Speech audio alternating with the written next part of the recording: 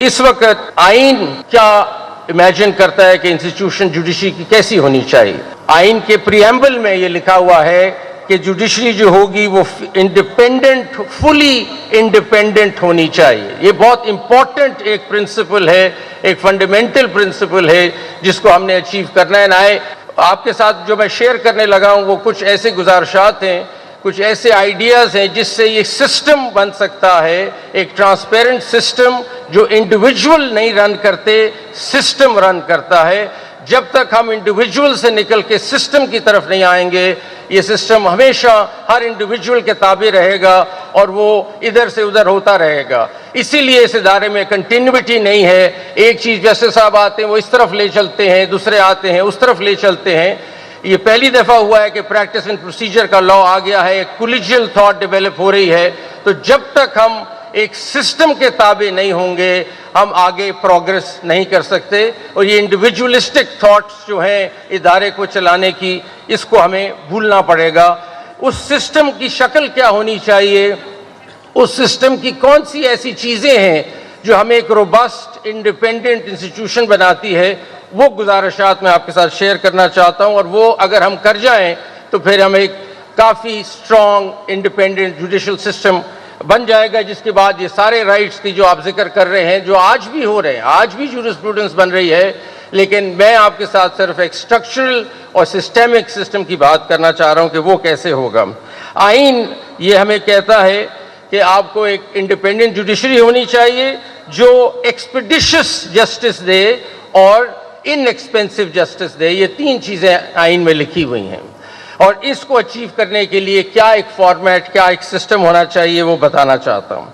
ये भी मैंने आपको पहले क्लियर कर दिया कि मैं कोई ज़्यादा प्राउड नहीं हूँ हमारी अपनी जुडिशल हिस्ट्री से। उस पर डार्क पैचेस हैं, ना मैं उसको डिफेंड कर सकता हूँ ना मैं डिफेंड करना चाहता हूँ। मैंने आपको ये भी बताया कि अच्छी डिसीजंस भी होती हैं, बुरी भी होती हैं, लेकिन इस वक्त मैं आपसे मुखातिब सिर्फ इस बात पे हूँ कि फ्यूचर की सोच क्या है इदारे के अंदर। और आप लोगों का इंस्टीट्यूशन है, आपको हम सर्विस करते हैं। 240 मिलियन की पॉपुलेशन है जिसको सुप्रीम कोर्ट और जुडिशरी सर्विस कर रही है, तो उनकी अपनी सोच अंदर क्या है ये मैं आपके साथ आज शेयर करना चाहता हूँ। उसमें अगर हम देखें तो एक बात ये भी मेरे ख्याल बता देनी चाहिए कि देखें कुछ डिसीजंस बुरी हो सकती हैं कि, लेकिन लार्जली रोज़ाना 4000 जज पाकिस्तान में काम कर रहे हैं, वो डिलीवर भी कर रहे हैं जस्टिस। लेकिन ये मैं मानता हूं कि कुछ ऐसी डिसीजंस हो जाती हैं जिसकी वजह से कंट्रोवर्सी भी क्रिएट होती है, क्रिटिक भी होती है। ये एक सिलसिला है। हमारे लास्ट ईयर खाली, और मैं आपको सिर्फ इतना क्रेडिट तो लेना चाहता हूं कि आखिर हम सर्विस कर रहे हैं 2023 अलोन में हमने 1.69 मिलियन केसेस डिसाइड किए हैं पाकिस्तान में, जनवरी 23 से दिसंबर 23 तक। तो आखिर कुछ जज साहबान काम तो कर रहे हैं।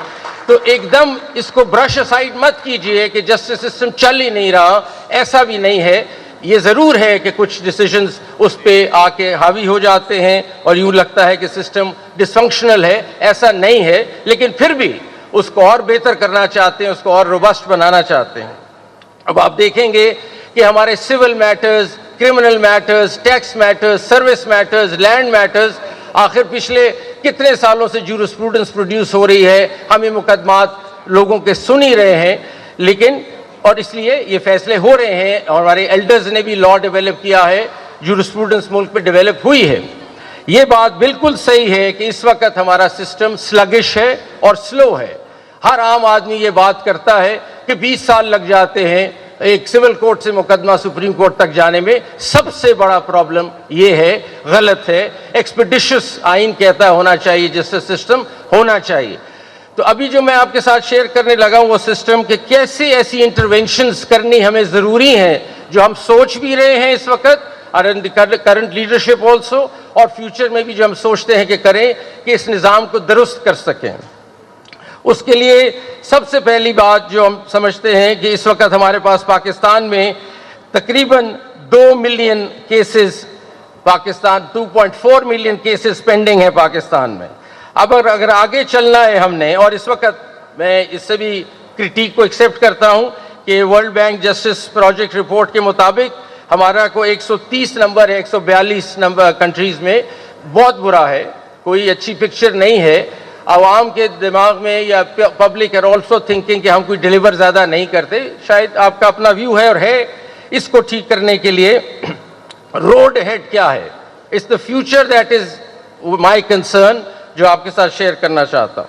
सबसे पहले जो बहुत ज़रूरी हो जाएगा, हमें इन 2 या 4 या जितने भी हमारे मिलियन केसेस पेंडिंग हैं, इनको हल करने के लिए, इसमें एक्सपीडिशियस जस्टिस सिस्टम लाने के लिए सबसे ज़्यादा ज़रूरी जो होगा वो टेक्नोलॉजी का सहारा लेना हमें ज़रूरी है।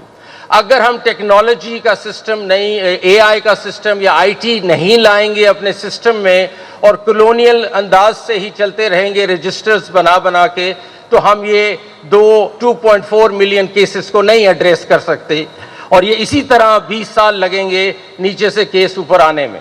तो इस वक्त जो सोच है, जिस पे काम हो रहा है, हमारी एक नेशनल जुडिशियल ऑटोमेशन कमेटी है जिसने अभी रिसेंटली ये डिसाइड किया है कि देखें, आपसे मैं बिल्कुल फ्रैंकली बताता हूं कि आज मैं अगर किसी सेशंस जज साहब से पूछूं कि बताएं फैसलाबाद डिस्ट्रिक्ट में प्रॉब्लम किस केस का आ रहा है, बॉटलनेक्स किधर है, क्यों नहीं आपके केसेस डिसाइड हो रहे, वो उंगली नहीं रख सकते उस केस पे कि जिसमें प्रॉब्लम है। वो मुझे नहीं बता सकते कि कौन सा केस है जिसमें 40 एडजर्नमेंट हो गई हैं।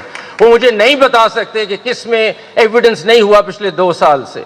वो मुझे नहीं बता सकते कि किस में एविडेंस होना है, किसकी एडजर्नमेंट्स हुई हैं, किस में स्टे ऑर्डर मिल गया है और 2 साल गुजर गए हैं, नहीं बता सकते। अभी तक हम डेटा मांगते हैं तो हमें एक्सेल शीट पे एक डेटा मिल जाता है जो हमसे, that doesn't talk to us, that data doesn't talk to us.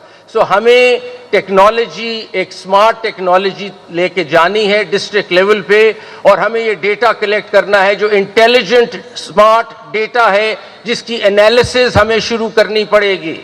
Her district में हमारा डेटा एंड एनालिसिस रूम जब तक नहीं बनेगा, अनलेस हर रोज बैठ के हम डैशबोर्ड पे देखें कि कौन से केसेस डिसाइड हो रहे हैं और कौन से नहीं हो रहे।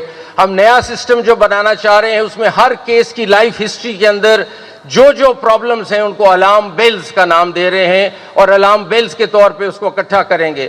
फॉर एग्जांपल, अगर एक केस में 3 साल से वो डिसाइड नहीं हो रहा, एविडेंस नहीं हो रहा, या एडजर्नमेंट्स हो रही हैं या स्टे ऑर्डर, ये अलार्म बेल्स हैं। This will put that case into red.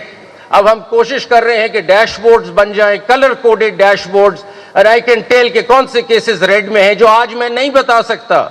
If I pick up the phone and talk to the sessions judge in Pakistan, I can't tell him कौन सा केस ठीक करो, कौन से तुम्हारे प्रॉब्लम एरियाज हैं, मैं नहीं बता सकता। It is important that through this information technology हम डैशबोर्ड्स क्रिएट करें जिसमें हम थ्रू कलर कोडिंग हम बता सकते हैं कि ये रेड में है केसेस, ये ऑरेंज में है केसेस और ये ग्रीन में है। आइडियल पाकिस्तान क्या होगा कि सारे जिले जो होंगे ग्रीन में पहुंच जाएं और हमारे सारे रेड केसेस खत्म हो जाएं।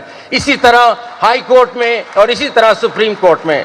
So the first big intervention जिस पे काम शुरू है वो ये है कि टेक्नोलॉजी अगर आप नहीं लाएंगे और एआई नहीं लाएंगे तो ये सिस्टम नहीं ठीक हो सकता, ये इसी तरह चलता रहेगा।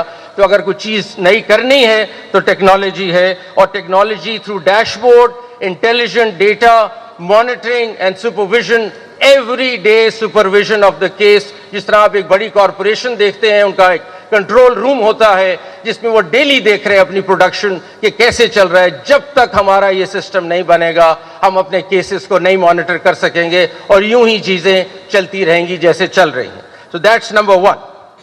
नंबर 2 पे आते हैं। नंबर 2 ये है कि हमारी जो अपॉइंटमेंट का तरीका है उसको हमें देखना है कि जजेस हम अपॉइंट कैसे करते हैं।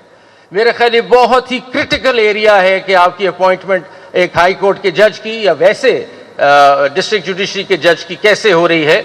एग्जामिनेशन पैटर्न्स डिस्ट्रिक्ट जुडिशरी के कैसे हैं। हमारे कुछ ज़माने में हम सुनते हैं कि ऐसे भी जजेस आए जिसको चाइना बैच कहते हैं, क्योंकि बड़े आसानी से कोई टेस्ट दे के जजेस आ गए। तो China batch, I am not putting down China at all, but I am saying China batch ने फिर जो रिजल्ट्स दिखाए होंगे वो भी आपके सामने आ गए होंगे। सो इसलिए appointment process has to be state of the art और हमें उसमें चीज़ें सोचनी हैं और रीथिंक करनी हैं। इस वक्त जुडिशल कमीशन ऑफ पाकिस्तान के पास रूल्स पेंडिंग हैं जो 3rd और 4th को मीटिंग रखी गई है और हमारी बार भी उसमें शामिल है कि हमने देखना है कि हमने अपॉइंटमेंट्स कैसे करनी है। We have to be very clear about the person that we are inducting as a judge, because उसने 20 साल सिस्टम में रहना है और सिस्टम को बिठा भी सकता है और खड़ा भी कर सकता है, इसलिए बहुत लाजमन है कि वो जज आप कैसे लेते हैं। सो अपॉइंटमेंट प्रोसेस में पब्लिक हियरिंग्स का कॉन्सेप्ट, ये मेरी सोच है कि पब्लिक हियरिंग्स का भी कॉन्सेप्ट हो सकता है। आप उसके कैरेक्टर के बारे में देखें, आप उसके काम के बारे में देखें, और ये सिफारशात से और रिक्वेस्ट से और उसके बेटा और उसका बेटा, ये जजेस इस तरह नहीं बनाने। हमने जज बनाने हैं मेरिट पे, अगर सिस्टम चलाना है। और if you really want to make Asma Jahangir proud one day, then we to really figure that out seriously. So एक हम उसके काफी रिगरस तरीके हैं जिसको डिस्कस किया जा सकता है, लेकिन अभी आप लोगों को बताने का मकसद ये है कि हम इसको रिविजिट कर रहे हैं कि आपने इंडक्ट जजेस को कैसे करना है। Everything starts at the appointment stage and it is very important. दूसरी चीज जो है वो ये है कि जो जज परफॉर्म नहीं कर रहा, निकाल के बाहर करें उसे। ये नहीं हो सकता कि एक जज परफॉर्म नहीं कर रहा, अब आप बैठे रहे जी अगले 20 साल इस सिस्टम में। क्यों बैठे रहे? अगर एक जज इनकॉम्पिटेंट है, स्लगिश है, he does not work, for misconduct he should be thrown out immediately. ये हो नहीं सकता कि लोगों के कामों को हम इस तरह डील करें। सो आई थिंक हमारा जो सुप्रीम जुडिशियल काउंसिल है, we have to make it more empowered. And recent decisions you must have seen, अभी जो हमारे चीफ जस्टिस हैं उन्होंने इस पर काफी सीरियसली एक्शन लिया। इसको और स्ट्रॉन्ग करना है कि supreme judicial council can not tolerate corruption and can not tolerate incompetence. ये दो चीजें आपको सिस्टम से निकाल के बाहर फेंकनी पड़ेंगी, और इसके लिए बड़ी बदमज़गी होती है। इतना आसान नहीं है जजेस को निकालना, इसमें बहुत से फिर ग्रुपिंग हो जाती है, डिस्टर्बेंस हो जाती है, लेकिन we have to cut through this chase and we have to achieve this target of removing जजेस if they are not good. SJC जो है, supreme judicial council, constitutional court के जजेस की बातें करती, लेकिन डिस्ट्रिक्ट जुडिशरी का सिस्टम भी हमें उसी तरह का बनाना पड़ेगा। जो एडमिनिस्ट्रेशन कमेटी है हाई कोर्ट्स की, they have to become more proactive and robust and they should be able to throw judges out who are not performing. ये दूसरा चीज है जो अगर आप सिस्टम की बात कर रहे हैं तो ये जरूरी होगा कि removal of judge should be very important and no incompetence and no corruption should be tolerated. Zero tolerance for this. हम एक पब्लिक सेक्टर है, पब्लिक सेक्टर में हम लोगों को सर्विसेज दे रहे हैं जस्टिस सिस्टम की, we cannot tolerate such people in the system. तीसरी चीज है, चौथी चीज ये है कि आपकी असाइनमेंट ऑफ केसेस कैसे है। केस मैनेजमेंट सिस्टम्स हैं या वैसे ही किसी के पास केस लग जाता है, ये इस जज को केस लगा दो क्योंकि मुझे ये रिजल्ट चाहिए, ये इस जज के पास लगा दो मुझे ये रिजल्ट चाहिए। ये नहीं हो सकता, ये हो ही नहीं सकता। This has to be a transparent system कि आपने किस तरह किसी जज के जाएगा। और मैं समझता हूं इसमें बहुत सी सबसे खुशाइन चीज तो प्रैक्टिस एंड प्रोसीजर हुआ, जिसमें एक कमेटी कम से कम फैसला करती है कि केस कहां जाना है, और एक अलोन चीफ जस्टिस फैसला नहीं करते कि केस कहां जाएगा। पास्ट में जो भी चीजें होती रहीं उसका एक मदावा हो सकता है। प्रैक्टिस एंड प्रोसीजर को हमने स्ट्रेंथन करना है, तो ये कोलिजियलिटी आनी पड़ेगी। ये हमारा जो इंस्टीट्यूशन है बहुत chief justice specific centric driven है। आई थिंक मैं क्रेडिट देता हूं करंट चीफ जस्टिस काजी फाइसा साहब को भी कि उन्होंने ये प्रैक्टिस एंड प्रोसीजर में अपनी पावर को कर्टेल किया और एक कमेटी बनाई। ये शायद पास्ट में कोई ना करता, ये उन्होंने किया। I compliment him for this and that's a brave move. अब इस चीज को, ये सारी सोच हमें आगे लानी है, थ्रू अ कोलिजियल फैशन हम आगे चलें, हम कलेक्टिव थिंकिंग से आगे चलें। ये एक आदमी नहीं चला सकता इदारे को। देयर हैज बीन, आपने पास्ट में देखा एडवेंचरिज्म भी बहुत हुई हमारे कोर्ट से, एक आदमी जो सोचे वो चल पड़ता है, ऐसा नहीं होना चाहिए। सो ये बहुत जरूरी होगा कि हमारी केस की फिक्सेशन, बेंचेस की फॉर्मेशन, ये सारी टेक्नोलॉजी ही संभाल सकती है और इसमें ट्रांसपेरेंसी आ सकती है। किसी से पूछने की जरूरत नहीं है। सबसे आसान तरीका, अगर कोई उंगली भी उठाए तो आप कहे जी ये सिस्टम है हमारा, एक AI सिस्टम है, ये बेंचेस भी बनाता है अकॉर्डिंग टू द एक्सपर्टीज, ये केसेस भी मार्क करता है according to the expertise and case management and case load. हमें कोई इंडिविजुअल इसमें काम करने की जरूरत ही नहीं है। ये भी आप जानते हैं कि हमारे सिस्टम में माफियाज ऑपरेट कर रहे हैं at the lower level, who make sure that the cases travel to various places. ये भी कट डाउन हो जाता है। तो जो मैंने आपसे टेक्नोलॉजी की पहले बात की, वो technology cuts through the chase और एक बहुत ट्रांसपेरेंट सिस्टम हमें दे देता है। आप ये नहीं गैस कर सकते कि किस बेंच के जाना है, बेंच कैसे कॉन्स्टिट्यूट होना है। आई थिंक इस तरफ हमें जाना है और इस तरफ ये प्रैक्टिस एंड प्रोसीजर हमें ले जा रहा है। इस पर काफ़ी सोच शुरू है कि कोलिजियल थिंकिंग हो, इंडिविजुअलिस्टिक थॉट को अब ख़त्म करना पड़ेगा अगर हम चाहते हैं कि हमारा एक रोबस्ट इंडिपेंडेंट इदारा बने। इसके बाद जो अगली चीज़ हमें ज़रूरी है, और इसके लिए आपके साथ मैं फिगर शेयर करना चाहता हूँ क्योंकि आप लोगों के केस है जो हमारे पास है। 2.4 million cases are pending in Pakistan right now.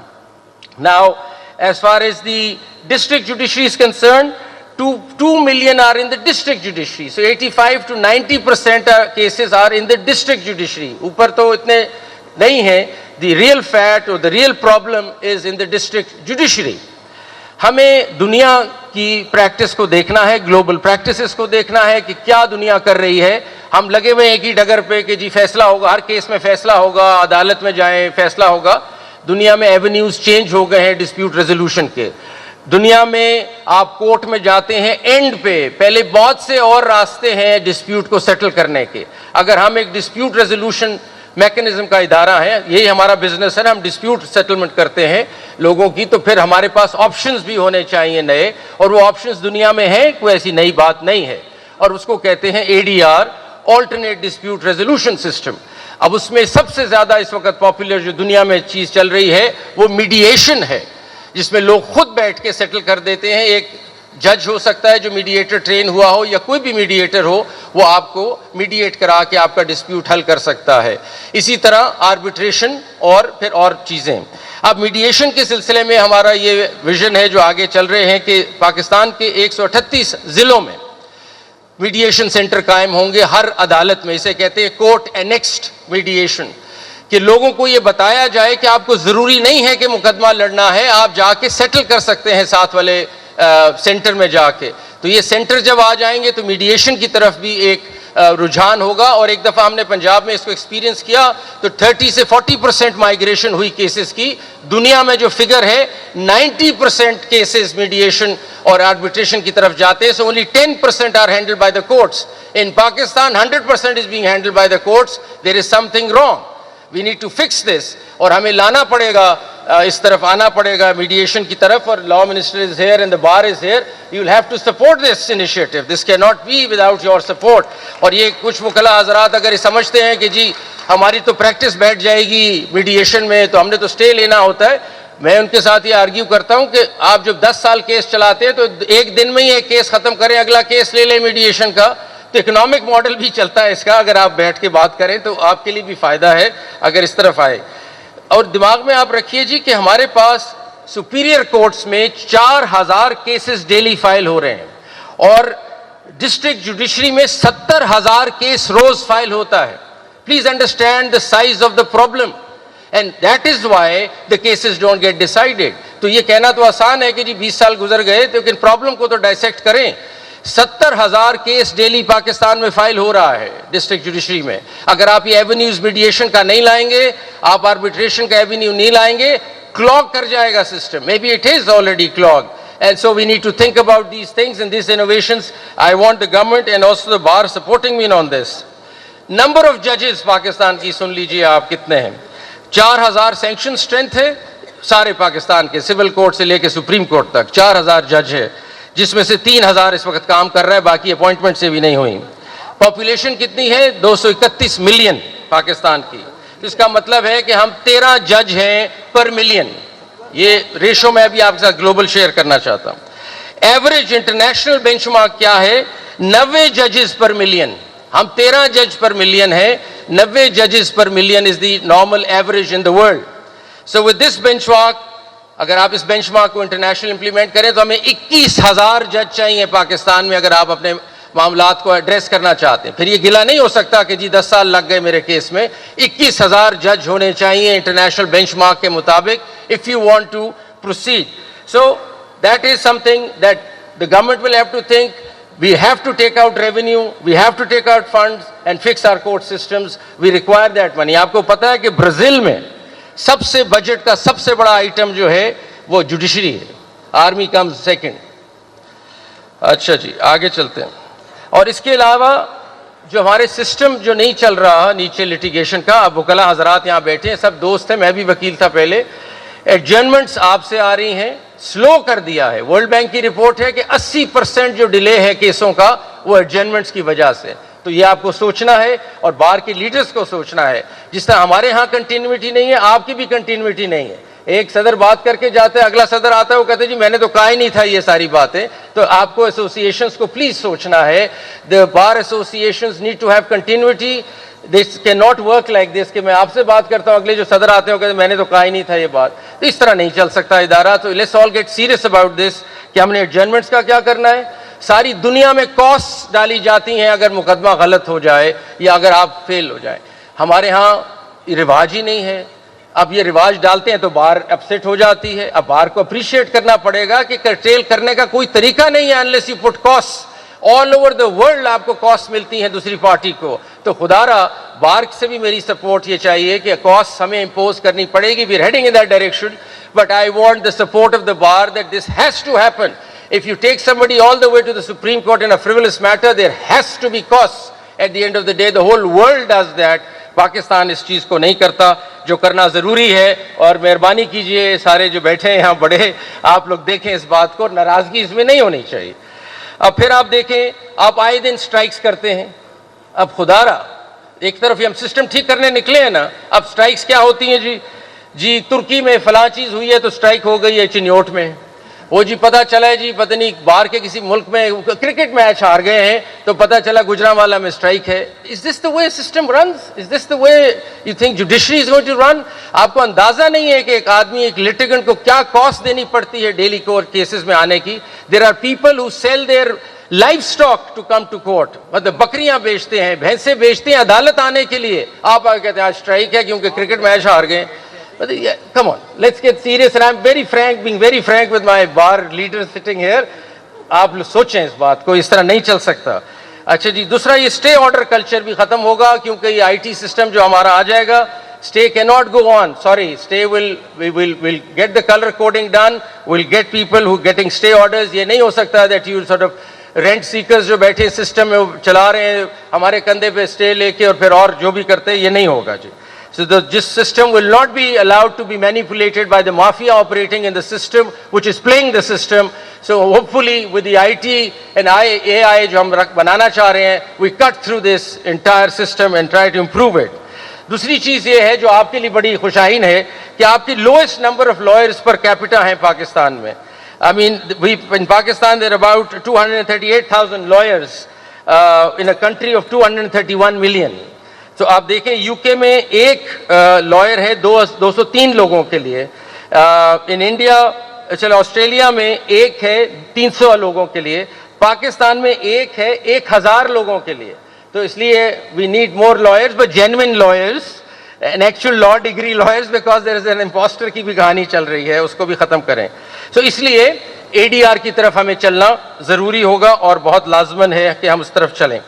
एक और खुशाइन बात आपसे करने लगे कि लॉ एंड जस्टिस कमीशन ने state of the art arbitration कानून बना लिया है और सेकंड को हम हैंड ओवर कर रहे हैं टू द लॉ मिनिस्टर कि इसकी कानून साजी की जाए पाकिस्तान में। लॉन्ग ड्यू इशू हमारा इस वक्त आर्बिट्रेशन का कानून 1940 का है जो हर स्टेप पे कोर्ट को इन्वॉल्व कर देता है। तो पाकिस्तान में आज से पहले आपने अगर आर्बिट्रेशन करनी है तो पहले आर्बिट्रेशन कर लें और फिर मुकदमा चलाएं। तो you have to do both the things. ये आर्बिट्रेशन का हाल था हमारे पाकिस्तान में।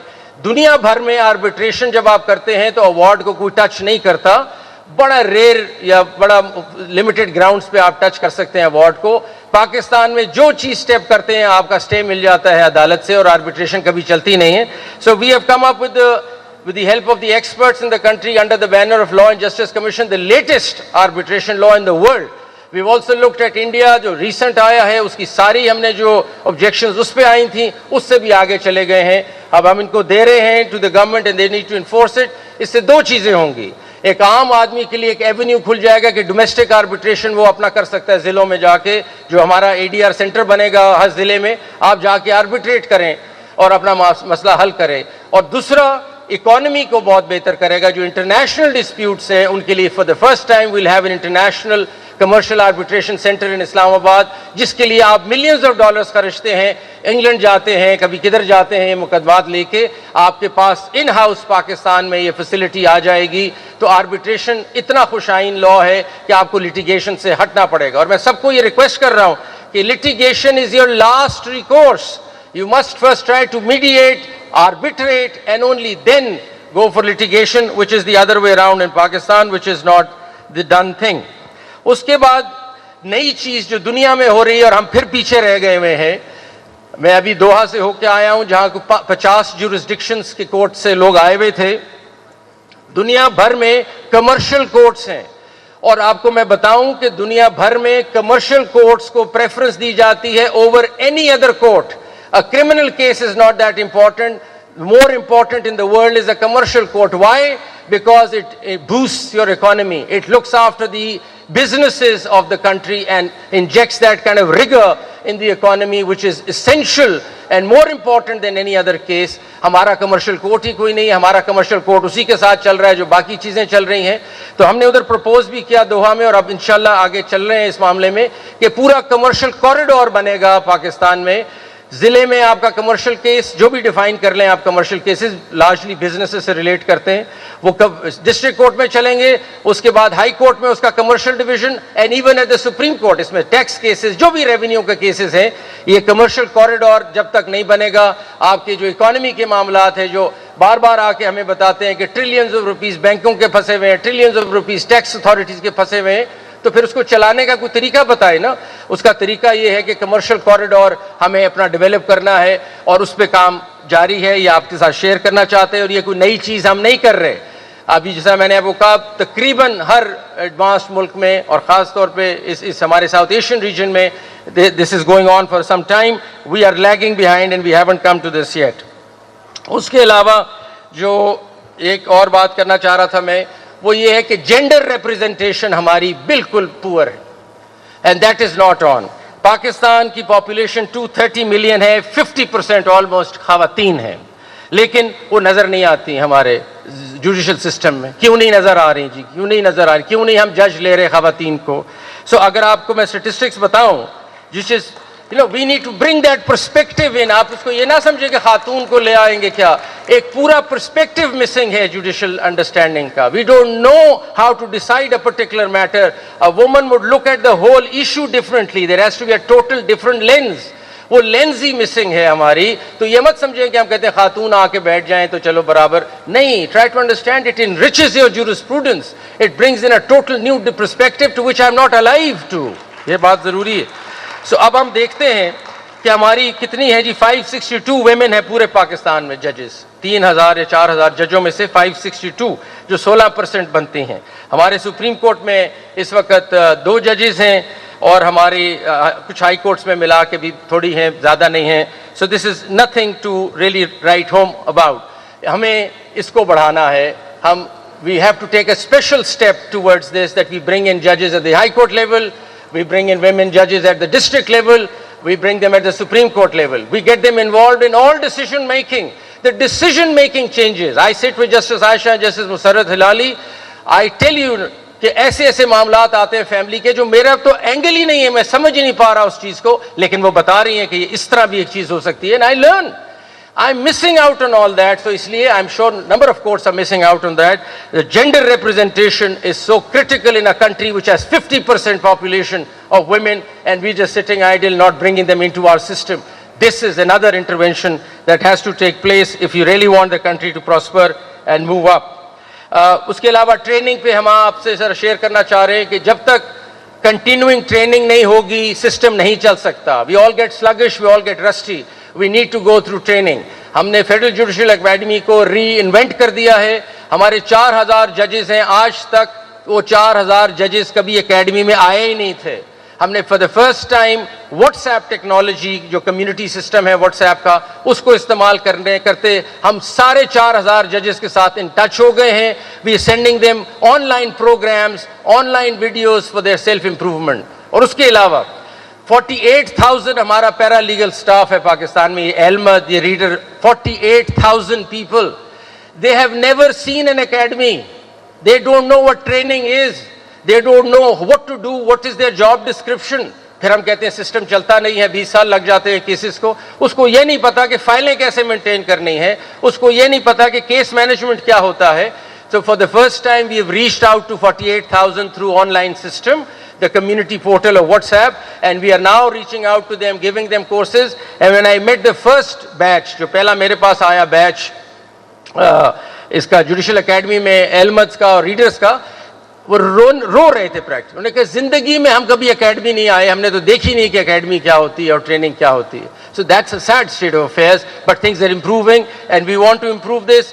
ट्रेनिंग के बगैर, कंटिन्यूइंग ग्रोथ के अलावा कोई आपका सिस्टम बेहतर नहीं हो सकता। कंटिन्यूस रिफॉर्म्स के अलावा सिस्टम बेहतर नहीं हो सकता। तो अगर आपने रिफॉर्म्स का हाथ छोड़ दिया, आपने ट्रेनिंग छोड़ दी, the system is going to go down, it can not improve.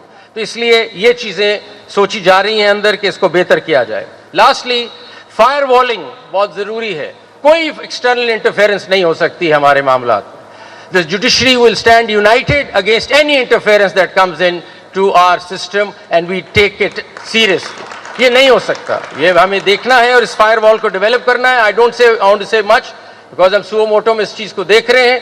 There has to be a firewall. We have to work, and all the institutions in the country, and I want them to hear me now, all the institutions in the country must realize कि अगर justice नहीं है तो वो नहीं, justice होगा तो सब चलेंगे। उनके लिए भी बेहतर है, उनके लिए भी बेहतर है और उनके लिए भी बेहतर है कि हमारा justice system चले। If you weaken the justice system, you weaken yourself. Every institution is weakening itself if you weaken justice system. So I don't understand, there's no rocket science about it. Please, justice system has to be strong, robust and independent for all the other institutions to develop and grow and prosper. It's a simple message. Please get through that. पता नहीं क्यों नहीं बात समझ आ रही किसी को. But lastly, I just want to finish it now, but I want to leave it with, and I want to do it for Asma, and I cannot leave the rostrum without quoting Faiz at Asma Jahangir conference. ये आप समझें कि reform के context में देख लें या ये आसमा के लिए भी देख लें, तो मैं शेर से एंड करूंगा। मिट जाएगी मखलूक तो इंसाफ करोगे, मुनसिफ हो तो अब हशर उठा क्यों नहीं देते।